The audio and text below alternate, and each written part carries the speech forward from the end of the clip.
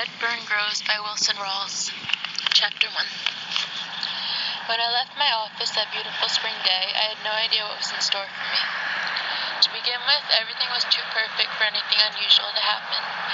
It was one of those days when a man feels good, feels like speaking to his neighbor, is glad to live in a country like ours and proud of his government. You know what I mean? One of those rare days when everything is right and nothing is wrong.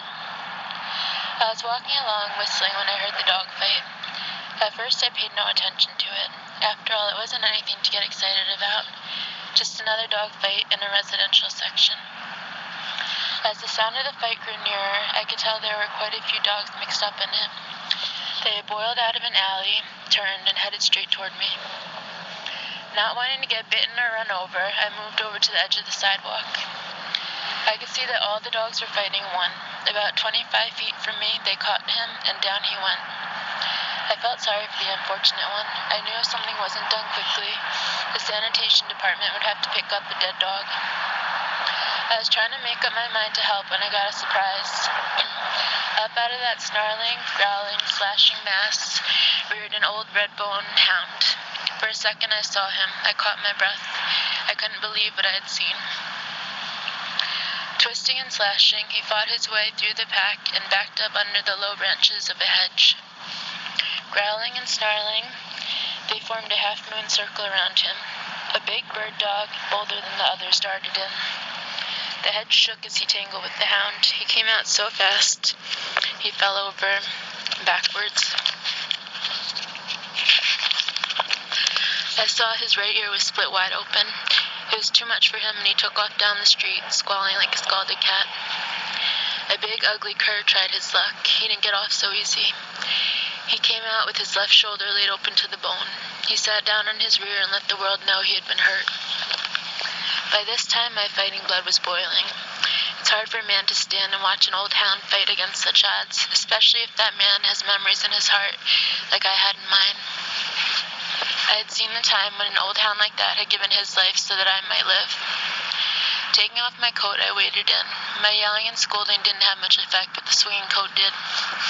The dogs scattered and left. Down on my knees, I peered back under the hedge. The hound was still mad.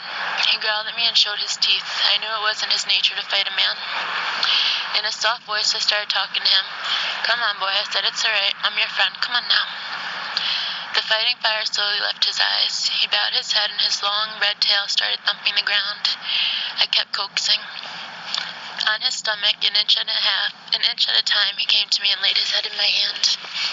I almost cried at what I saw. His coat was dirty and mud-caked. His skin was stretched drum-tight over his bony frame. The knotty joints of his hips and shoulders stood out a good 3 inches from his body. I could tell he was starved.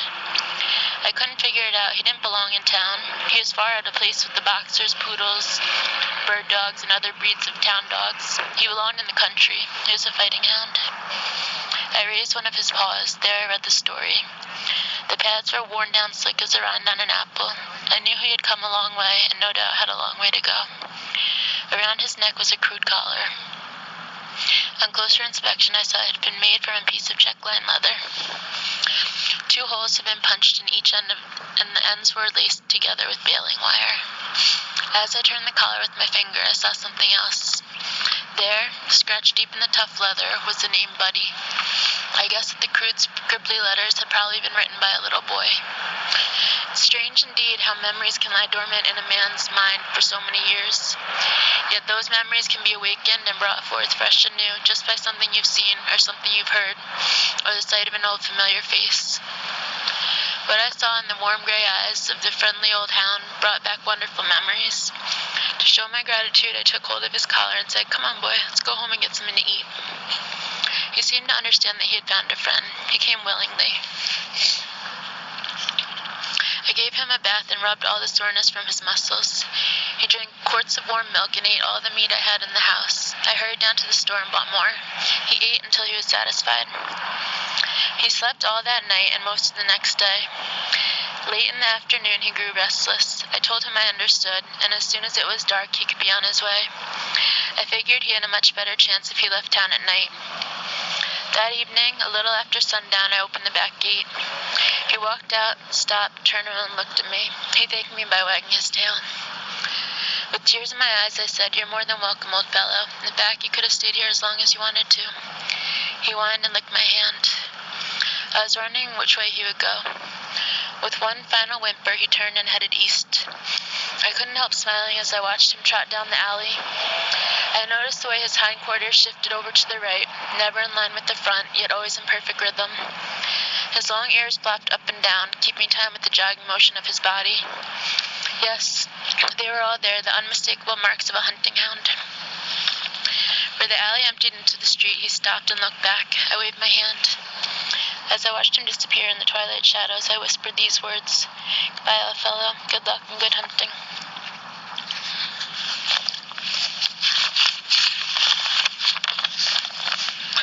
I didn't have to let him go. I could have kept him in my backyard, but to pen up a dog like that is a sin. It would have broken his heart. The will to live would have slowly left his body. I had no idea where he had come from or where he was going. Perhaps it wasn't too far, or maybe it was a long, long way. I tried to make myself believe that his home was in the Ozark Mountains, somewhere in Missouri or Oklahoma. It wasn't impossible, even though it was a long way from the Snake River Valley in Idaho. I figured something drastic must have happened in his life, as it is very unusual for a hound to be traveling all alone.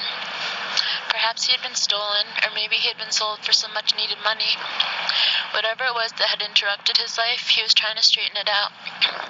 He was going home to the master he loved, and with the help of God he would make it. To him it made no difference how long the road, or how rough or rocky. His old red feet would keep jogging along, on and on, mile after mile. There would be no crying or giving up. When his feet grew tired and weary, he could curl up in the weeds and rest. Water from a rain puddle or a mountain stream would quench his thirst and cool his hot, dry throat. Food found along the highway or the offerings from a friendly hand would ease the pangs of hunger. Through the rains, the snows, or the desert heat, he would jog along, never looking back. Some morning he would be found curled up on the front porch. The long journey would be over. He would be home. There would be a lot of tail wagging and a few whimpering cries. His warm, moist tongue would caress the hand of his master. All would be forgiven. Once again the lights would shine in his dog's world. His heart would be happy. After my friend had disappeared in the darkness, I stood and stared at the empty alley. A strange feeling came over me.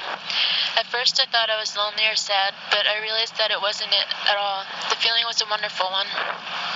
Although the old hound had no way of knowing it, he had stirred memories, and what priceless treasures they were. Memories of my boyhood days, an old Casey baking powder can, and 2 little red hounds. Memories of a wonderful love, unselfish devotion, and definite satisfaction. As I turned to enter my yard, I started to lock the gate, and then I thought, no, I'll leave it open. He might come back. I was about halfway to the house when a cool breeze drifted down from the rugged Tetons. It had a bite in it, and goose pimples jumped out of my skin. I stopped at the woodshed and picked up several sticks of wood. I didn't turn on any lights on entering the house. The dark, quiet atmosphere was a perfect setting for the mood I was in. I built a fire in the fireplace and pulled out my favorite rocker. As I sat there in the silence, the fire grew larger. It crackled and popped. Firelight shadows began to shimmer and dance around the room. The warm, comfortable heat felt good. I struck a match to light my pipe. As I did, 2 beautiful cups gleamed from the mantel. I held the match up so I could get a better look. There they were, sitting side by side. One was large with long, upright handles that stood out like wings on a mourning dove. The highly polished surface gleamed and glistened with a golden sheen. The other was smaller, made of silver. It was neat and trim and sparkled like a white star in the heavens. I got up and took them down.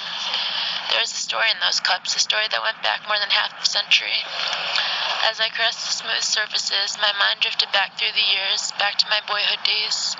How wonderful the memories were. Piece by piece, the story unfolded.